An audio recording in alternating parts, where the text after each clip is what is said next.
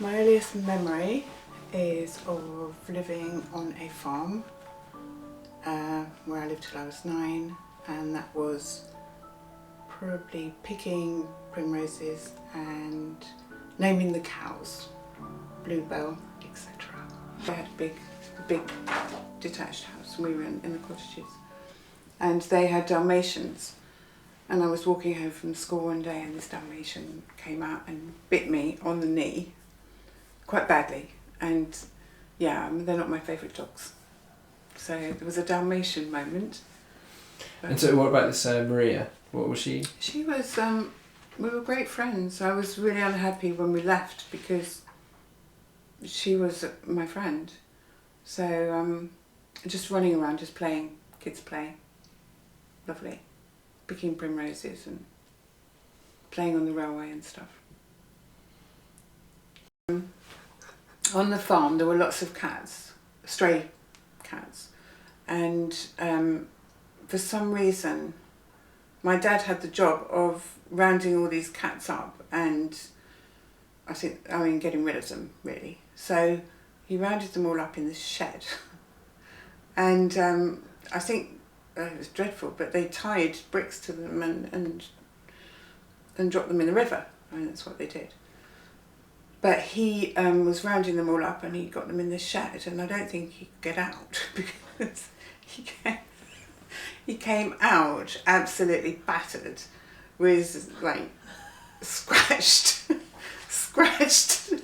blood pouring down, and it was just it was that was to get rid of the cats that we had. That's how they got rid of them.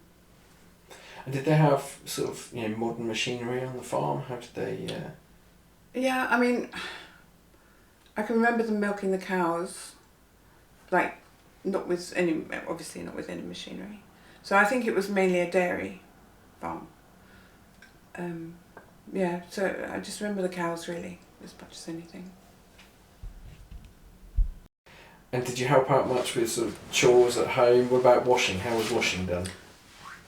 Washing was taken actually next door. There was a woman next door who used to do our washing. I don't know what payment she got, but anyway, she used to do the washing, and she had a mangle and a twin top, I think. So she did that, yeah. And the other neighbour used to bake cakes. And her name was Mrs. Pantry, so we used to go around there quite a lot. And it was true, her name was Mrs. Pantry. Mum learnt to drive. Going up to the farm, the road was very narrow, it was like a lane. And the car that she learnt to drive in was massive, and it used to fill up the whole lane. And it had runners, like gangster runners on the car. Yeah. And it seems now looking back, such a strange car for someone to learn in, because it was so huge and took up the whole road. Anyway, she did learn to drive, but I didn't. But it is amazing, isn't it? Like we talked about before with just the fact of no seat belts. Would you say that like thin, dangerous glass and on the windows and stuff like that? It's just I don't know, just a completely different world, different experience. And we used to stand on the runners, when driving along. So, yeah, quite bizarre. Filled up with kettles. Yeah, I remember this sort of being in front of the fire and the steam coming out of the bath, and one after the other. I can't remember who went in first. Hopefully it was me. So when you think, that is just so different, isn't it? What about bedtimes? What was your... Bedtime, we were always in bed by 6, all of us. And actually we all shared a room, the 3 of us. And my brother at one point, he was in a cot, so he must have been very young. And he had these kind of like ice skating boots on, that because he was pigeon toes, so he had to wear these ice skating boots to correct that.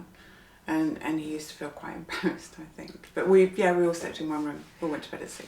And you were telling me Friday nights were... Friday nights we used to be allowed to, I don't know if it was just me actually, till 8 o'clock, to watch Dr. Kildare.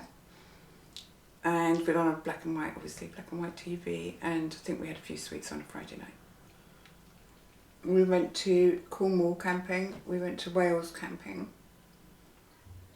and we went to New Forest camping. And were they happy times? Do you have fond memories of? Yes. Yeah. Yeah, they were very relaxed, and I don't think my mother enjoyed it. I don't think she enjoyed camping very much.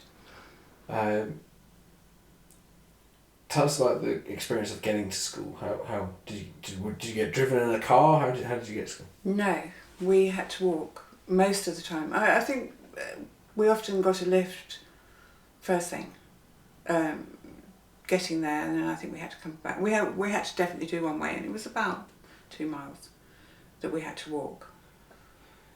And we were all under 9. So. And did you walk by yourselves? Did you and your brothers and sisters? With Mum, yeah. When we had to leave the farm, we had a dog who, I'm trying to think of its name, I can't, but anyway, he used to sleep in the shed outside, and when it rained, it was sort of, the roof outside was corrugated iron, so it used to make a lot of noise, or our roof was corrugated, I'm not sure, but I used to hear the rain coming down.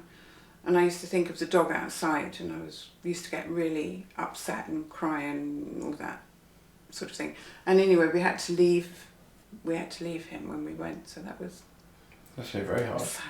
Yeah. That was sad.